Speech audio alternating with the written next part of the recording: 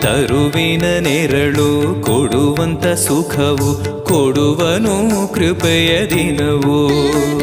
ಸ್ಥಿರ ಇರುವ ಮನ ಎನಗಿರಲಿ, ಶರಣಾಗತಿ ಎಂದು ಬರಲಿ.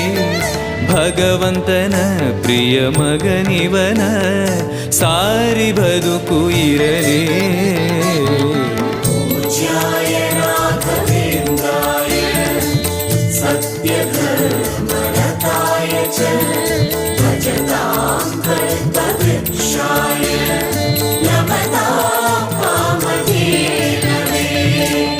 ಆಲಯವೆಂದರೆ ಮಂತ್ರಾಲಯವೇ, ಬೇರೆ ನಾ ಅರಿಯಲಾರೆ.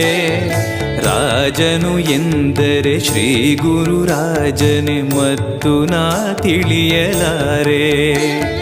ಆಲಯವೆಂದರೆ